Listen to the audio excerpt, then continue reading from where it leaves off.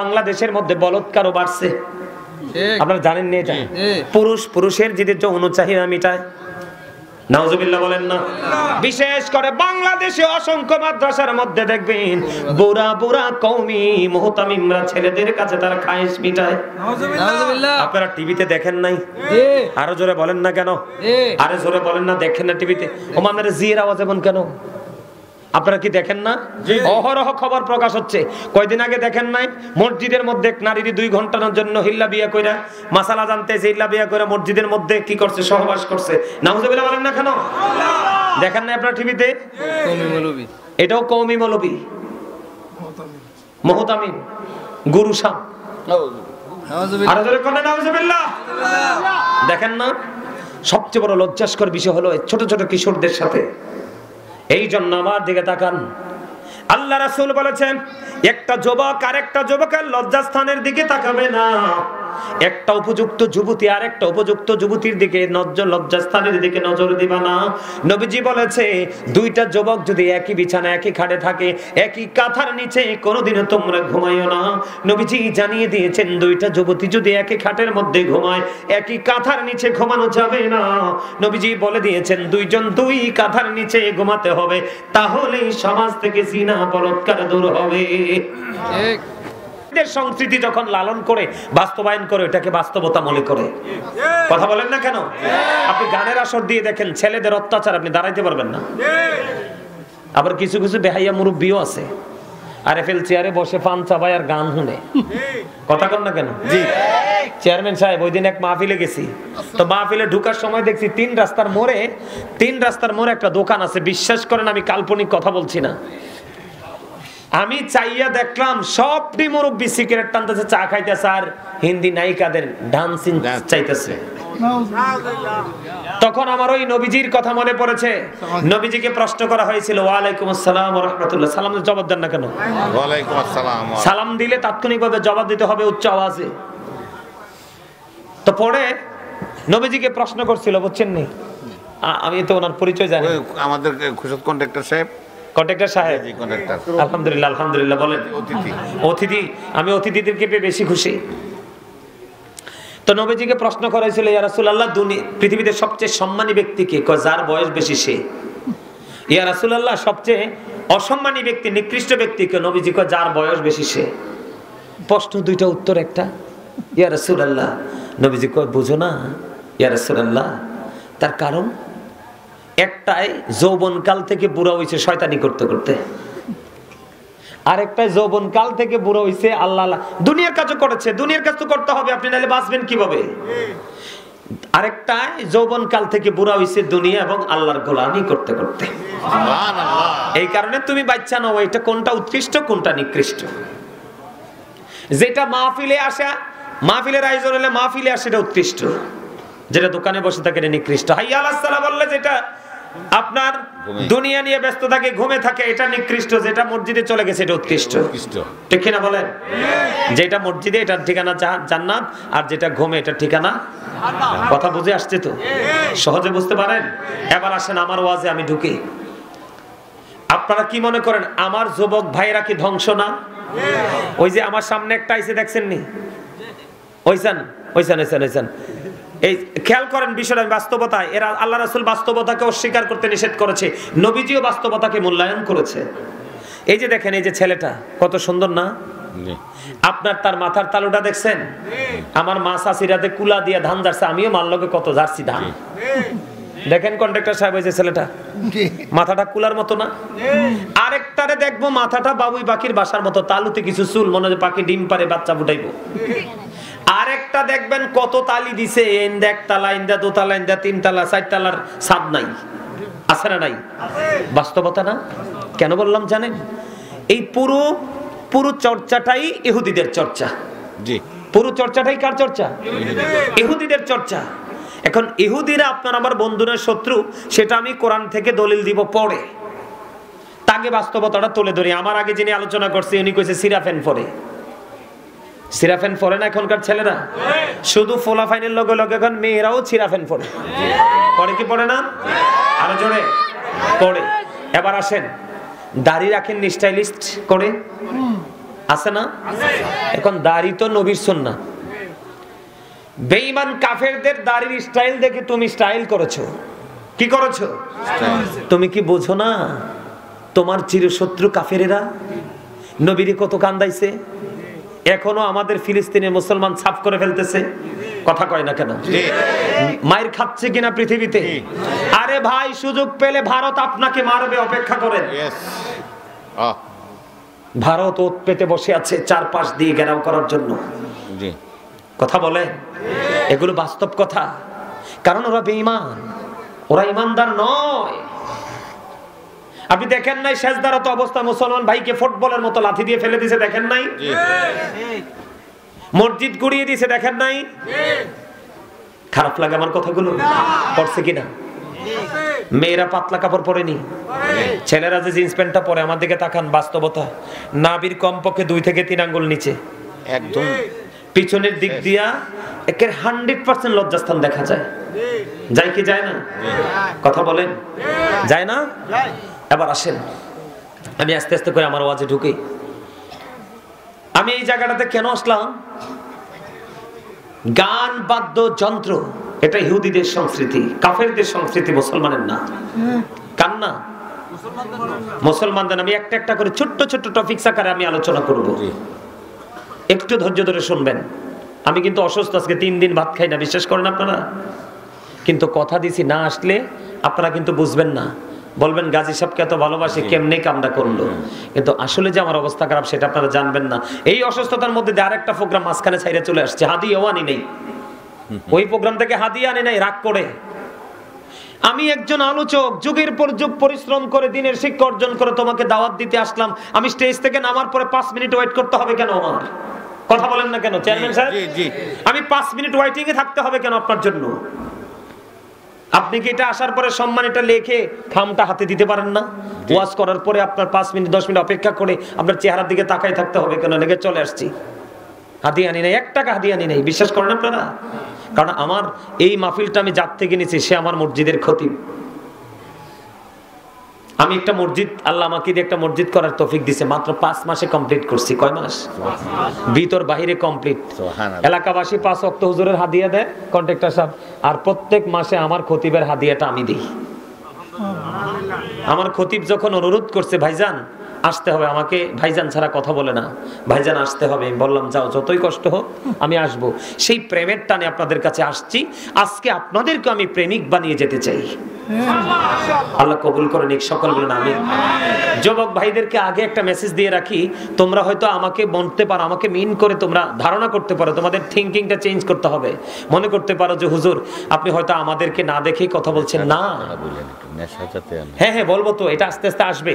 আমি তোমাদেরকে এই জন্য বলি, আমার দিকে তাকাও, আমি তোমাদেরকে নিয়ে টেনশনে আছি, কারণ তুমি তো আমার মুসলমান ভাই। তুমি কেন জাহান্নামী? আমি তোমাকে স্পষ্ট দেখতে পাচ্ছি তুমি জাহান্নামী। তুমি জাহান্নামে যাওয়ার জন্য তো পৃথিবীতে আসো নাই। আল্লাহ রাব্বুল আলামিন বলেছেন ফি আইয়ি সূরাতিন মা শাআ রাক্কাবা। আল্লাহ রাব্বুল আলামিন কোরআন শরীফের 30 পারা সূরা ইনফিতরের মধ্যে বলেছেন আল্লাহ ক্রিয়েটেড দ্য মাইন্ড। আল্লাহ বলেছে আল্লাহ নাকি মানুষকে আল্লাহর মন মতো করে বানাইছে। সুবহানাল্লাহ, খেয়াল করছেন বিষয়টা?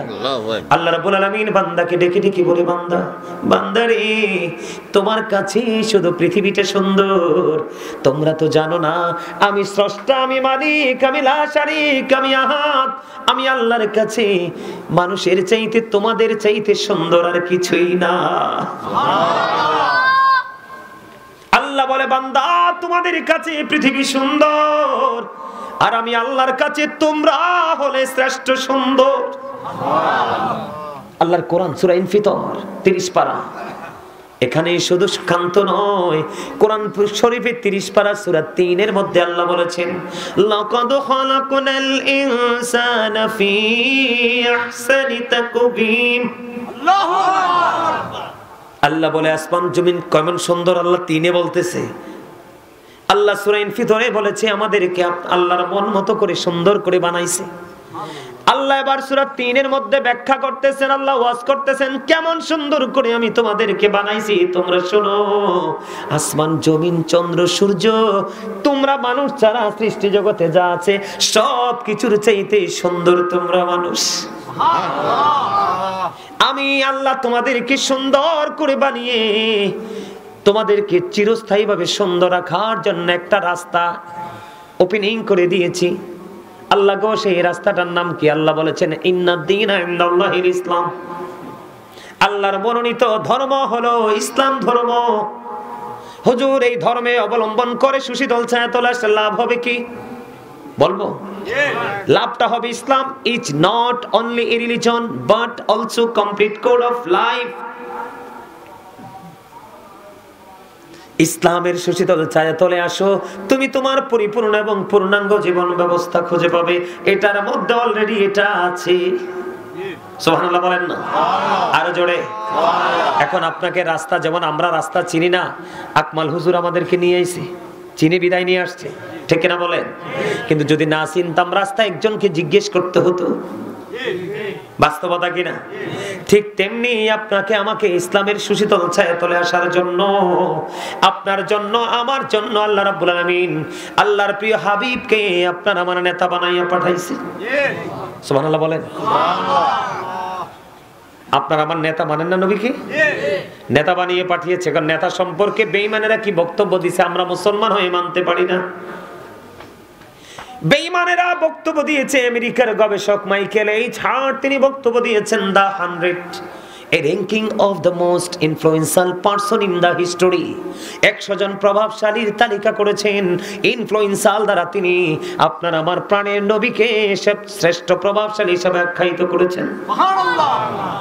শাহপুর দরবার শরীফের পীর সাহেব কেবলা ডক্টর আহমদ পেয়ারা বাগদাদি পীর সাহেব কেবলা তিনি বসরা ইউনিভার্সিটির ইংলিশ লেকচারার ছিলেন। একজন জবরদস্ত আল্লাহর ওলি ছিলেন। তিনি আমেরিকা, লন্ডন, ইতালি, ফ্রান্স ইহুদিদের দেশে ঘুরে ঘুরে তিনি দ্বীনের দাওয়াত দিয়েছেন।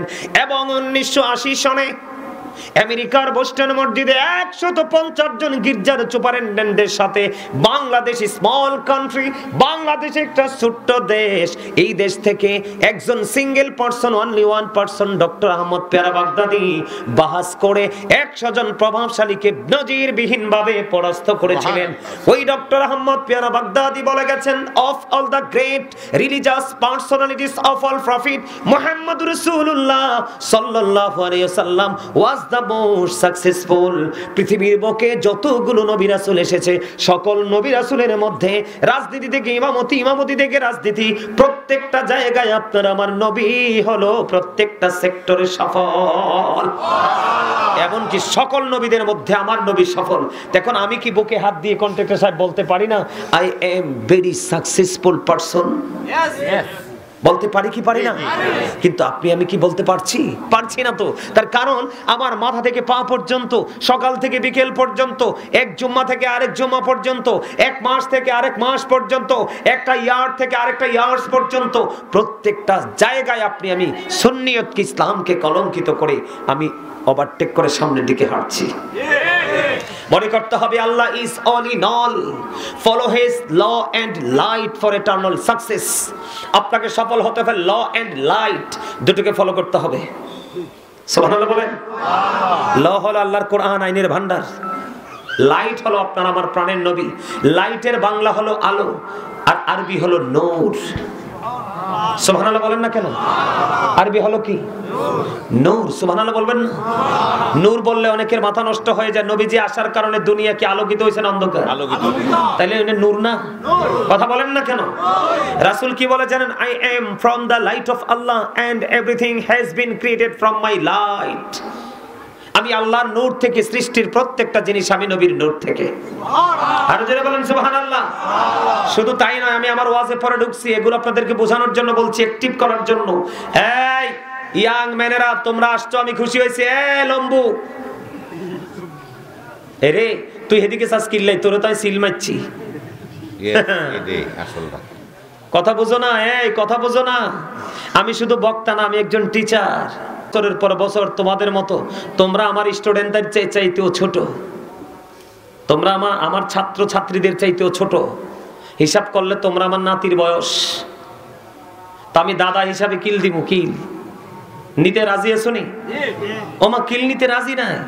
আরে দাদার কিল না খাইলে নাতি শক্ত হয়। কথা কয় না কেন? দাদার কিল না খাইলে নাতি শক্ত হয়। কথা বলে না কেন? আমি কেন বলেছি আলেমদেরকে ভালোবাসবা, হক্কানি আলেম, সব আলেম না। কথা বল না কেন? আরো জোরে। নবীজি বলেছেন, I was a prophet when Adam was mixture of water and mud. আমি তখনও নবী যখন আদম ছিল কাদামাটির মাঝে। সুবহানাল্লাহ বলেন না কেন? তা আমরা সেই নবীর উম্মত হয়ে দামি না কম দামি? আমরা লাভবান না? আরো জোরবান লাভবান কিনা? আমি আলোচনায় পরে ঢুকতেছি, আপনাদেরকে আগে অ্যাক্টিভ করার জন্য বলতেছি, কারণ আপনাদেরকে যদি আমি না বলি আপনারা বুঝবেন না, কিছুই বুঝবেন, কিছুই বুঝবেন না। তাহলে আপনার আমার দাম কমলো না বাড়লো? নবীর উম্মত হয়ে অন্যান্য নবীরা আপনার আমার নবীর উম্মত হওয়ার জন্য তারা আফসোস করেছে। সুবহানাল্লাহ বলেন, সুবহানাল্লাহ। এটা তো আমরা তো জান্নাতের মেহমান হয়ে গেছি, এটা হলো আমাদের জন্য খাবার, রাতের ডিনার। আলহামদুলিল্লাহ বলেন, আরো জোরে, আরো জোরে। ওমা এত সুন্দর করে আল্লাহ আপনাদের বানাইছে, আল্লাহ ওয়াজ করতেছে, all praise is to Allah, সমস্ত প্রশংসা আল্লাহ। Love for Allah and hate for Allah, ভালোবাসা আল্লাহর জন্য, ঘৃণাও আল্লাহর জন্য। ঠিক আছে না? এই জায়গাকে ভালোবাসবো আল্লাহকে খুশি করার জন্য, গানের আসরকে, মদের আসরকে বয়কট করবো আল্লাহকে খুশি করার জন্য। কথা বলেন না কেন? আপনি যেই কোনো জায়গাকে আপনি লাইক দিতে পারবেন না তো, সব জায়গায় কি লাইক দেওয়া যায়? যায় না তো। কমেন্টস কি মানুষ সব জায়গায় করে? অনেক বেশি ভালো লাগলে মানুষ কমেন্টসে আসে, আবেগ থামাতে পারে না। কিভাবে? আমার প্রিয় মানুষ তো, সে তো আমার হৃদয়ে ঢুকে গেল, আমি তো তার কাছে যেতে পারছি না, আমি কমেন্ট বক্সে লিখে দিলাম, এটা হয়তো বা তার নজরে কোনো না কোনো দিন পড়বে। ঠিক না বাঠে? আমি চাই আপনারা ওইভাবে লাইক কমেন্টস করেন, সেটা আল্লাহ পর্যন্ত পৌঁছে যাক। আল্লাহ কবুল করেন, এক সকলে বলেন আমিন। এর যুবক, তোমরা তো এসে তোমাদেরকে ধন্য করেছো, তোমরা মাহফিলে এসে তোমরা নিজেদেরকে ধন্য করেছো। কেন জানো? কারণ তোমরা আজকে মাহফিলে এসেছো নবীর আদর্শকে বাস্তবায়ন করার জন্য। আল্লাহ রাসূল বলেছে, আমাদেরকে দেখাও ভাই, আল্লাহ রাসূল বলেছেন, ইমাম Hasan and Hussain are the leader of younger people in Jannah. যেই যুবকরা রাসূলকে ভালোবেসে দ্বীনের কাজের কন্টিনিউ নিজেকে নিয়োজিত রাখতে পারে, নবীজি বলে দিয়েছে, যুবক ইয়াং ম্যান যারা, তাদেরকে নবীজি মেসেজ দিয়েছে, এই যুবকেরা যুগের পর যুগ আমি নবীর প্রেমিক আহলে সুন্নাত ওয়াল আলেমরা, জামাতের আলেমরা যখন তোমাদের কাছে যাবে, তাদের বক্তব্য শুনবে, নিজের লাইফ স্টাইলটাকে চেঞ্জ করবে। আমি নবী বলে গেলাম, আর তোমাদের জন্য জান্নাতে রিসেপশনে থাকবে আমার কলিজার টুকরা দুই ইমাম হাসান আর হুসাইন। আপনাদেরকে নেতৃত্ব দিয়ে রিসেপশন থেকে জান্নাতে আপনাদের নেতৃত্ব দিবে। ইমাম হুসাইনের সঙ্গে জান্নাতে থাকতে চান কি চান না? আরো জোরে বলেন, চান কি চান না? চান না? চাইতে হলে ইমাম হাসান হুসাইনকে ভালোবাসতে হবে। ইমাম হাসান হুসাইনকে ভালোবাসলে নবীকে ভালোবাসা হয়ে যায়, আর নবীকে ভালোবাসলে অটো আল্লাহর ভালোবাসা। ওই যেটা আমার কথা না তো, আল্লাহ বলেছেন, সে বলুন, ইফ ইউ ডু লাভ আল্লাহ, যদি তোমরা আল্লাহকে ভালোবেসে থাকো, ফলো মি মুহাম্মদ সাল্লাল্লাহু আলাইহি ওয়াসাল্লাম, মুহাম্মদ সাল্লাল্লাহু আলাইহি সাল্লামের অনুগত হয়ে যাও, আল্লাহ উইল লাভ ইউ, আল্লাহ রাব্বুল আলামিন তোমাদেরকে ভালোবাসবে, এন্ড ফরগিভ ইউর সিনস, আল্লাহ জীবনের গুনাহগুলো। আপনার কাছে বিনীত অনুরোধ, সবাই নামাজ পড়ো। আসার সিরিয়াল আছে, যাওয়ার কিন্তু সিরিয়াল নাই। উনি বড় আলেম, উনি বক্তৃতা দিব, ওয়াজ করব, শুনেন। আমরা তো মূর্খ মানুষ, কি কমু? তবে অনুরোধ করি নামাজ পড়েন, 5 ওয়াক্ত নামাজ পড়েন। এই বলে আমি আমার বক্তব্য শেষ করলাম। আসসালামু আলাইকুম। ওয়ালাইকুম আসসালাম ওয়া রাহমাতুল্লাহ। ধন্যবাদ। ঠিক আছে, আসেন। এই আচ্ছা ঠিক আছে, বুঝতে পারছি। এই এখানে বিষয় হচ্ছে লাইভ চলতেছে, আমেরিকা, লন্ডন, অস্ট্রেলিয়া, পৃথিবীর বিভিন্ন দেশ থেকে লাইভে আলোচনা শুনতেছে। প্রতিদিন আমার অসংখ্য বক্তবৃন্দ আমেরিকা, ইউরোপ থেকে আলোচনা শুনে, তো তাদেরকে বোঝানোর জন্য, তারা যেন এই ভাষাটা সহজে বুঝে, এই জন্য কিন্তু আমি তো শুধু ইসলাম বাংলাদেশে প্রচার করলে চলবে না। বাংলাদেশে কয়টা আয়তন? কত? 56,000 বর্গ মাইল নেই আমাদের বাংলাদেশের? কত মানুষ আছে? ঠিক না ঠিক? কত? 18 কোটি সামথিং। এই কাপড়টা খুলে দিবেন। যদি যদি এদিকে মা বোনেরা থাকে, বাড়িতে সমস্যা হয়, এইদিকে কাপড়টা খুলে ওই দিক দিয়ে ওই দিকটাকে ব্লক করে দিবেন, তারা যেন দেখা না যায়। এই দিকটাকে খুলে দিবেন, মানুষ আশা করি আস্তে আস্তে আরো আসবে। ঠিক কিনা বলেন? আরো জোরে বলেন, আসবে? আসবে, আরো আসবে ইনশাআল্লাহ। সুবহানাল্লাহ, সুবহানাল্লাহ। কিচ্ছু হবে না, রেকর্ড দিছেন শেষ। আমি জান্নাত নিয়ে আলোচনা করব না, কারণ জান্নাতি মানুষ খুঁজে পাই না। এই গল্প শোনায় লাভ হইব কি? সব দেখি চোখ মেললে জাহান্নামেই। এর লিগে জাহান্নামটা কত ভয়ঙ্কর, এই জায়গাটা নিয়ে ওয়াজ করি যদি বিষয় দেওয়া হয়। আজকে ব্যতিক্রমে আলোচনা করব।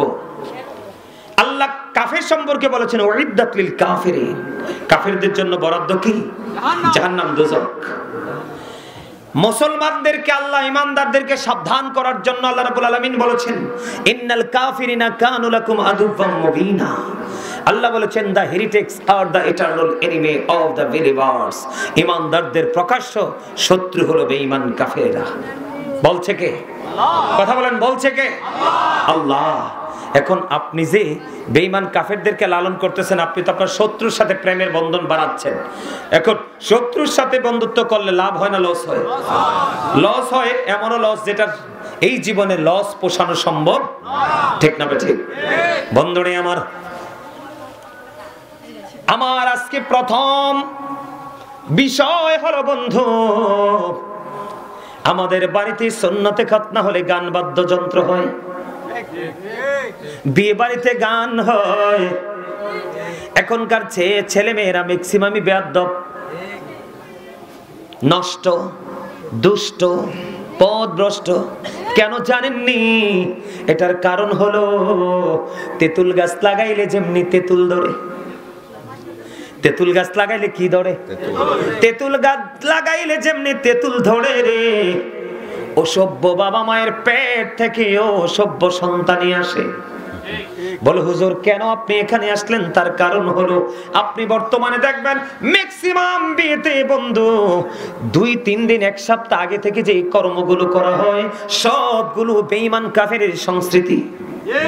কথা বলেন না কেন? যেটা কোরআন হাদিসের দৃষ্টিকোণ থেকে টোটালি হারাম। আপনি যদি হারাম কাজ দিয়ে জীবনটা শুরু করেন তাহলে আপনি ভালো কিছু আশা করতে পারবেন না, পারবেন না, পারবেন না। ও বন্ধু আমার দিকে তাকান, গান বাদ্যযন্ত্র কতটা নষ্ট জিনিস। আল্লাহর হাবিব বলেছেন the music and musical instrument will be increased. আল্লাহর হাবিব বলে দিয়েছেন কিয়ামতের পূর্বক্ষণে গান বাদ্যযন্ত্র বেড়ে যাবে। আর গান বাদ্যযন্ত্র বেড়ে যাওয়া বন্ধু কিয়ামতের আলামত। আরেকদিকে শত্রুকে আপন করে নেওয়ার একটা পায় তারা, যারা মুসলমানের রক্ত জোশে যোগে যোগে খেয়েছে আরো খাবে রে। কচু কাটা করবে মুসলমানকে বেঈমানেরা, আর সেই বেঈমানকে তোমরা ফলো করে জীবনকে ফলো করছো। বেঈমান যখন তোমাকে সবল মারতে আসবে তুমি তাকে প্রতিহত করতে পারবে না, কারণ বেঈমান তোমাকে ঘায়েল করার সকল টেকনিক নিয়েছে, তুমি কিন্তু তোমাকে রক্ষা করার টেকনিক তুমি নিতে পারো না। কথা বলেন না কেন? তুমি শুধু নিজেকে দুর্বল করেছো। বন্ধু আমার দিকে তাকান, আল্লাহর নবী সরকারে মদিনা তিনি বলে দিয়েছেন মাঠে পানি দিলে যেমনি ফসল জন্ম হয়, নোংরা শব্দ দ্বারা মিউজিক অ্যাড করে যে গান প্রচার করা হয় ওই গান থেকে তেমনি ভাবে মানুষের ঘরে নোংরামি জন্ম হয়। হাদিস শরীফ কি? আল্লাহর নবী বলে দিয়েছেন, আমার দিকে তাকান, আল্লাহর হাবিব সরকারে মদিনা তিনি বলে দিয়েছেন বন্ধু গানের আসরে যাওয়া পাপী লোকের কাজ, গানের আসরে যাওয়া পাপী লোকের কাজ, কান লাগায়া গান শোনা ফাসিকদের কাজ। গান শোনার পরে কেউ বলে ফ্যান্টাস্টিক, তার কাছে অনেক বেশি ভালো লাগছে, বলে কি বলে না? আল্লাহর হাবিব সরকারে মদিনা তিনি বলে দিয়েছেন গানটা শোনার পরে যে মজা পায় গান থেকে মজা নেওয়া কুফরি। জোরে জোরে আওয়াজ তুলে বলেন না নাউজুবিল্লাহ, আর জোরে বলেন না নাউজুবিল্লাহ। তাহলে গানের আসরে যুবক তোমরা যাবা, নাচানাচি করবা? কোনোদিন যেও না, কারণ এটার মধ্যে মুসলমানের কোনো নিয়ামত নাই, শুধু কিয়ামত, বিপদ আর বিপদ। এবার আসেন আমার দিকে তাকান, এটা আরো কত জঘন্য আল্লাহর হাবিব বলে দিয়েছেন বন্ধু। কিয়ামতের পূর্বক্ষণে তোমরা তোমাদের মাঝে এমন কিছু লোক দেখতে পাবে, হুজুর লোকটা কেমন গো? এই লোকগুলোর চেহারাটা বিকৃত হয়ে যাবে। কি হয়ে যাবে? চেহারাটা বিকৃত হয়ে যাবে, চেহারাটা বিশ্রী হয়ে যাবে, কুশ্রী হয়ে যাবে, কুচ্ছিত চেহারার অধিকারী হয়ে যাবে রে। মাটির মধ্যে তাদেরকে গ্রথিতকরণ করা হবে। কি করা হবে? মাটির মধ্যে তাদেরকে গ্রথিতকরণ করা হবে, জ্ঞানে দেওয়া হবে। ইয়া রাসূলুল্লাহ, তারা কি তাওহীদ মানবে না? তারা কি আল্লাহ মানবে না? তাওহীদ মানে কি? আল্লাহ। তখন নবীজি বললেন হ্যাঁ তারা তাওহীদ মানবে। ইয়া রাসূলুল্লাহ তারা কি রিসালাত মানবে না? যুবক যুবক তোমরা বেশি করে শোনো, তোমাদের বেশি শোনার দরকার, মুরব্বীদেরকে নিয়ে টেনশন নাই। আমি ব্যক্তিগতভাবে গোটা বাংলাদেশের গোটা পৃথিবীর মুসলমানদেরকে নিয়ে আমি শঙ্কিত, আমি টেনশন, আমার লজ্জা লাগে নিজের বাচ্চাদেরকে দেখে মুসলমান পরিচয় দিতে রে। তার বডি থেকে চলন বলন সব বেঈমান কাফেরদের। নবীজি বললেন তারা আল্লাহ মানবে, তার মানে তাওহীদ মানবে, তারা রিসালাত মানবে। নবীজি আরো বলেছেন যুবক তোমরা শোনো, নবীজি বলেছেন ওয়া ইয়াসুমুন ওয়া ইয়াহুজ্জুন ওয়া ইউসাল্লুন, তারা রোজা রাখবে, তারা নামাজ পড়বে, তারা হজ করবে। ইয়া রাসূলুল্লাহ ইয়া হাবিবাল্লাহ, নবী গো তা আপনি বলেছেন তারা আল্লাহ মানবে, তারা রাসূল মানবে, তারা নামাজ পড়বে, তারা রোজা রাখবে, তারা হজ করবে। নবী গো তারপরেও কি তাদের এই সাজাটা বহাল থাকবে? নবীজি বলেছেন হ্যাঁ হ্যাঁ। তারপরে বলেছেন নবীজি সাদের সাজাটা বহাল থাকবে। ইয়া রাসূলুল্লাহ ইয়া হাবিবাল্লাহ, কেন গো কেন গো? আমার নবীজি বলে দিয়েছেন তার কারণ হলো তারা অশ্লীল শব্দ দ্বারা যেই শিল্পীরা গান গায়, আমাদের দেশে আছে না নাই? আপনাদের মনে আছে না নাই? আপনাদের মনে আছে কিনা জানি না, ব্রাহ্মণপাড়াতে আজ থেকে মনে হয় 1 বছর আগে না 2 বছর আগে 12 লক্ষ টাকা দিয়ে একজন শিল্পী আনা হয়েছিল, ঠিক কিনা বলেন? আমি শিল্পীর নাম বলবো না। ওই শিল্পীর জবানে জীবনে তো কোনোদিন দেখি নাই বন্দি, ওই শিল্পীর জবানে এমন শব্দ শুনেছি যেই শব্দ শুনলে যুবক যুবতীদের অন্তরে কুমন্ত্রণা ছাড়া আর কিছুই জন্ম হয় না, ঠিক কিনা বলেন? আপনাদেরকে বলি যুবক তোমরা শোনো, তোমাদের কলবের মধ্যে যদি নোংরামিটা আগে বাসা বাঁধে রে, তখন তোমাদের ফিজিক্যাল নোংরামির ইন্টারেস্ট বেড়ে যাবে। তখন আমি তোমাদেরকে বলি যুবক, প্রত্যেকটা মানুষ কিন্তু ডাবল। প্রত্যেকটা মানুষ কি? একটা হলো তার দেহ, আরেকটা হলো তার আত্মা, একটা হলো তার বন্ধু বাহির, আরেকটা হলো তার ভিতর। আপনার ভিতরটাকে যদি আপনি কমপ্লিট রাখতে পারেন, বাহিরও কমপ্লিট থাকবে। আমার নবীজি বলেছে, আমার নবীজি বলে দিয়েছেন আল্লাহ মানবে, রাসূল মানবে, নামাজ পড়বে, রোজা করবে, হজ করবে নবী গো, তারপরেও তার চেহারা বিকৃত হয়ে যাবে, তারপরেও তাকে মাটিতে গ্রথিকরণ করা হবে। নবী গো কে গো সেই জঘন্য অপরাধী মানুষ? কে গো সেই জঘন্য অপরাধী? তার সিমটমটা কি? আমার নবীজি বলেছেন সেই জঘন্য অপরাধীর সিমটম হলো, ওই জঘন্য অপরাধী মানুষ তারা হলো অশ্লীল শব্দ দ্বারা মিউজিক অ্যাড করে যারা গান গায়। যেই শব্দ শুনলে যুবক যুবতী এবং মধ্যবয়সী মানুষের মনের মধ্যে নোংরামি সৃষ্টি হয়, ওই সমস্ত শিল্পী দিয়ে গানের আসর বসাবে। এবং এটার মধ্যে মদ হতে পারে, গাঁজা হতে পারে, যুগে যুগে কিছু নেশা জাতীয় দ্রব্য বের হবে। যেমন আজ থেকে 10-15 বছর আগেও আমি বাবার নাম শুনি নাই, এখন বাবা প্রকাশিত হয়েছে। আপনার আরো হয়তো পরে নেক্সট টাইমে আরো হয়তো নোংরা জিনিস, নেশা জাতীয় জিনিস বের হবে, হবে কি হবে না? এই রকম গানের আসর বসা হবে। এই গানের আসরের মধ্যে মদ, গাঁজা, ইয়াবা, বন্ধু এরকম নেশা জাতীয় জিনিসের আয়োজন করা হবে। যারা এই সমস্ত আয়োজন করবে রে, তারা আল্লাহ যদি মানে, রাসূলও যদি মানে, নামাজও যদি পড়ে, হজ যদি করে, রোজাও যদি রাখে, তারপরেও তাদের এই সাজা দুইটা বহাল থাকবে। জোরে জোরে বলেন নাউজুবিল্লাহ। আপনাদের সাহেবাবাদের ছেলেরা বা কিছু লোক মদ টদ খায়নি, 100% নেশা করেনি, বাবা খায়। আল্লাহ সুবহান। আকমাল কি কইতেছে রে?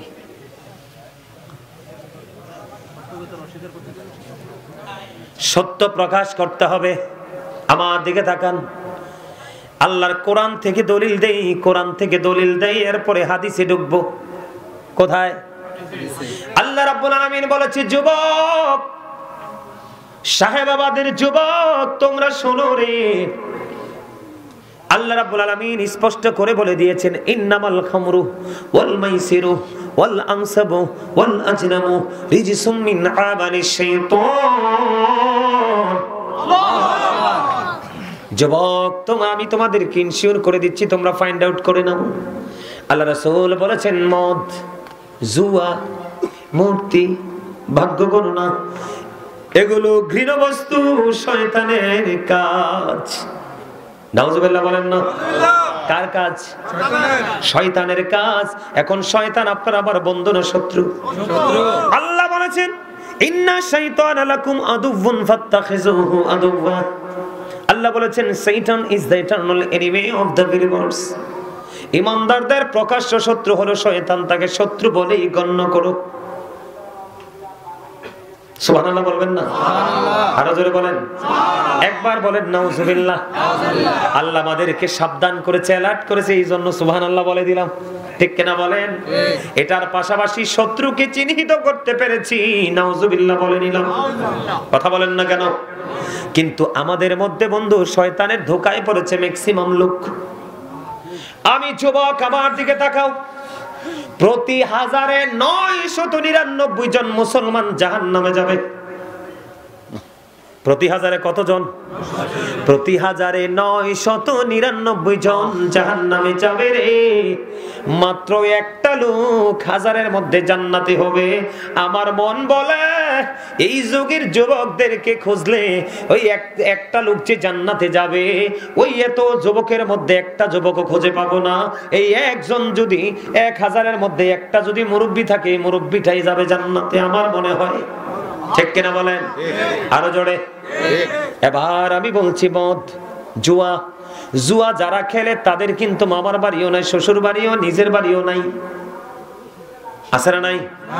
মদখুর যারা, মা চিনে না, চাচি চিনে না, জেঠি চিনে না, মেয়ে চিনে না। ঠিক কিনা বলেন? সে তো মাতাল, সেন্সলেস। কথা বলেন না কেন? আমার দিকে তাকান, এটি কার কাজ?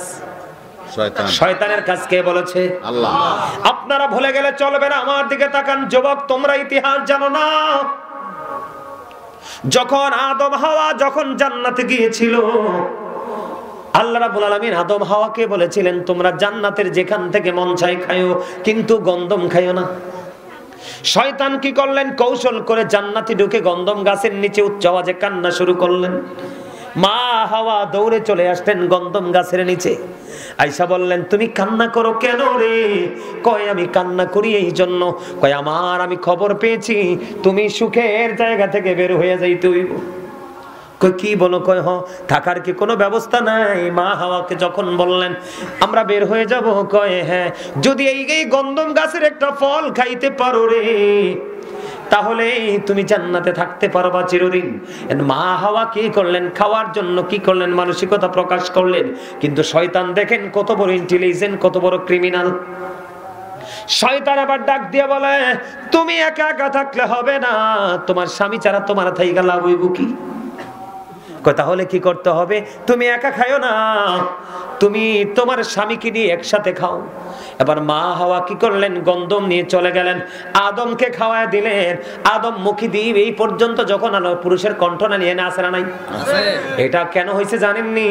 গন্ধম যখন আদম খেয়ে ফেললো, বুঝতে পেরেছে এ আল্লাহ কোরআনে বলেছে তোমরা জান্নাতের যেখান থেকে খাও কোনো সমস্যা নেই, কিন্তু গন্ধম যদি খাও তোমরা জালেমদের অন্তর্ভুক্ত হয়ে যাবে।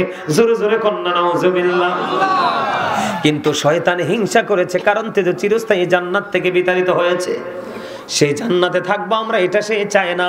আদম এইভাবে চাপ দিয়ে ধরলেন। এই জন্য দেখবেন পুরুষের এদিকে সুন্দর একটা জায়গা আছে, এটার নাম কি? ঠিক কিনা বলে? সুন্দর লাগেন এটা? অনেকেরটা একটু বেশি থাকে, অনেকেরটা একটু কম থাকে। কথা বললে দেখেন আপ ডাউন করে। সুন্দর লাগে কিনা? বন্ধুরে আমার, যখন আদম হাওয়া যখন গন্ধম খেয়ে ফেললো, এই তুমি হাসছো কেন? আমি কি তোমার দাঁড় করাইতাম? আমি কিন্তু আনতে নাইম্মা যায় তোমার দাঁড় করামু। আমি আগেই বলছি ভালো না লাগলে I say go to your seat, বাসায় চলে যাবা। তোমার ভালো না লাগতে পারে, কিন্তু এটা চারপাশে রহমতের ফেরেশতারা ঘেরাও করেছে, আমাদেরকে অভিনন্দন জানাচ্ছে। তুমি তো কামার, তুমি তো বুঝবে না এগুলো। কথা বলেন না কেন? আরো জোরে বলেন। সে আমার আলোচনাটার মধ্যে কি করলো? একটা আরেকটার দিকে তাকাইয়া মুস্কি মুস্কি হাসে।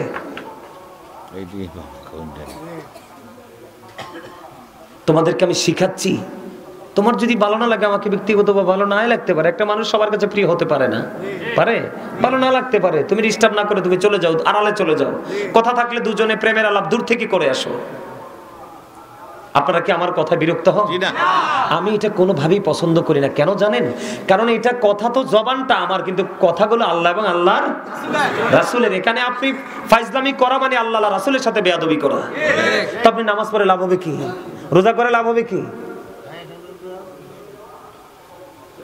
এবার কি করলেন বন্ধু? আল্লাহ রাব্বুল আলামিন অর্ডার করলেন, কুল নাহবিতু মিনহা জামিয়া। আল্লাহ বললেন, you get down all from here. জান্নাত থেকে বের করে দিলেন। সবচেয়ে বড় কথা হলো আদম হাওয়ার শরীর থেকে জান্নাতি পোশাকগুলো আল্লাহ নিয়ে গেলেন। অটো চলে গেল, জান্নাত থেকে আল্লাহ বের করে দিল। তাহলে এটা কার কারণে হয়েছে? কথা বলেন না কেন? বের করছে কিনা? ঠিক আপনাকে, আমাকে, আমাদেরকে। আপনি গানের আসরে গেলে দেখবেন মনোযোগ নষ্ট হয় না। সিনেমা দেখতে গেলে, গানের সিনেমা দেখতে গেলে মনোযোগ নষ্ট হয় না। পৃথিবীর কোনো কাজ করতে গেলে আপনার মনোযোগ নষ্ট হবে না। কারণ আপনাকে শয়তান শুধু মেসেজ দিচ্ছে। তার কারণ হলো আপনি যত বড় অন্যায় করবেন, সিনিয়র শয়তান থেকে জুনিয়র শয়তান তত বড় পুরস্কার পাবে, ঘোষণা আছে। নাউজুবিল্লাহ বলেন না কেন? কিন্তু আমরা তো বুঝি না। আমরা মনে করি হুজুররা আমাদেরকে বেশি বোঝায়। না না না, হুজুররা যেটা বোঝায় এই যুগের তুলনায় একেবারে কম। কারণ হুজুররা বুঝাবে কার কাছে? যাদেরকে বুঝাবে এরাই তো বুঝতে চায় না। নবীজি বলেছে, যারা বুঝতে চায় না তাদের কাছে তোমরা ওয়াজ করো না, ওয়াজ বন্ধ করে দাও। বুঝে নিতে হবে বন্ধু, আদম হাওয়াকে জান্নাত থেকে শয়তান বের করে দিয়েছে। আর এই শয়তানের কাজ হলো মদ, জুয়া, মূর্তি, ভাগ্য গণনা। আমার দিকে তাকানো বন্ধু, মদ যে খায়, আমাদের 4টা মাযহাবের মধ্যে প্রথম মাযহাব হলো হানাফি মাযহাব। ইমাম আযম আবু হানিফা রাহমাতুল্লাহি আলাইহি তিনি বলেছেন, তোমরা যদি কোনো মানুষকে মদ পান করতে দেখো, তাকে 80টা দৌড়া মারবা। কয়টা? 80টা দৌড়া মারবা। খাইতে দেখলে শুধু 80টা দৌড়া মারবা। কেন গো, কেন?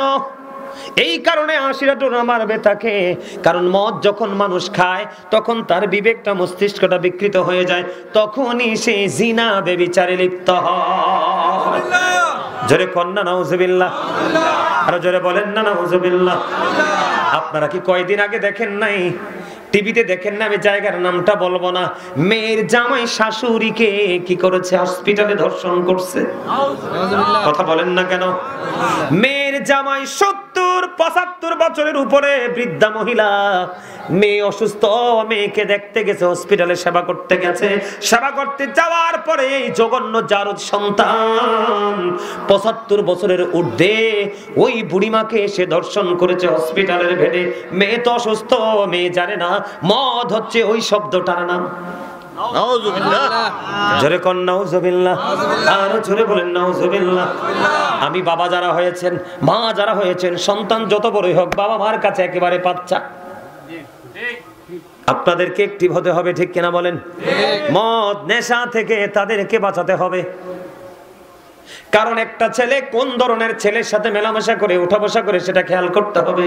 তবে আমি আপনাদেরকে বলি, পূর্বসূরি আইম্মায়ে কেরাম আমাদেরকে বলে গেছে, পৃথিবীর বুকে ধনী লোকের ছেলে মেয়েদের সাথে তোমরা উঠা বসা করিও না। কি করো না? ধনী লোকের ছেলে মেয়েদের সাথে ওঠা বসা তোমরা করিও না। কারণ তারা লজ্জা কোনটা, লজ্জা কোনটা না সেটা তারা বোঝে না। ধনী লোকের ছেলে মেয়েদের দ্বারাই সমাজ বেশি নষ্ট হয়, সমাজ বেশি কুলুষিত হয়, জিনা হয়, ব্যভিচার হয়, মদের আমদানি হয়, এই আবার আমদানি হয়। তবে সব ধনী মানুষ বেয়াদব নয়। কথা বলেন না কেন? এটা আমার বানানো কথা নয় বন্ধু, কিতাব থেকে পেয়েছি। কি করেছি? সমাজে এখন কিন্তু বন্ধু বাংলাদেশের মধ্যে বলৎকারও বাড়ছে। আপনারা জানেন না এটা? পুরুষ পুরুষের যদি যৌন চাহিদা মিটায়, নাউজুবিল্লাহ বলেন না। বিশেষ করে বাংলাদেশে অসংখ্য মাদ্রাসার মধ্যে দেখবেন বুড়া বুড়া কওমি মুহতামিমরা ছেলেদের কাছে তার খায়েশ মিটায়। নাউজুবিল্লাহ। আপনারা টিভিতে দেখেন নাই? আরো জোরে বলেন না কেন? আরে জোরে বলেন না, দেখেন না টিভিতে? ওমা আপনারা জির আওয়াজ এমন কেন? আপনারা কি দেখেন না? অহরহ খবর প্রকাশ হচ্ছে। কয়দিন আগে দেখেন নাই মসজিদের মধ্যে নারীর 2 ঘন্টার জন্য হিল্লা বিয়া কইরা মাসালা জানতে হিল্লা বিয়া কইরা মসজিদের মধ্যে কি করছে? সহবাস করছে। নাউজুবিল্লাহ বলেন না কেন? দেখেন না আপনারা টিভিতে? কওমি মৌলবী, এটাও কওমি মৌলবী, মুহতামিম, গুরু সাহেব। আর জোরে কোন নাউজুবিল্লাহ। দেখেন না, সবচেয়ে বড় লজ্জাস্কর বিষয় হলো এই ছোট ছোট কিশোরদের সাথে। এই জন্য আমার দিকে তাকান, আল্লাহ রাসূল বলেছেন একটা যুবক আর একটা যুবকের লজ্জাস্থানের দিকে তাকাবে না, একটা উপযুক্ত যুবতী আর একটা উপযুক্ত যুবতীর দিকে লজ্জাস্থানের দিকে নজর দিবা না। নবীজি বলেছে দুইটা যুবক যদি একই বিছানা একই খাটে থাকে, একই কাঁথার নিচে কোনোদিনও তোমরা ঘুমাইও না। নবীজি জানিয়ে দিয়েছেন দুইটা যুবতী যদি একই খাটের মধ্যে ঘুমায়, একই কাঁথার নিচে ঘুমানো যাবে না।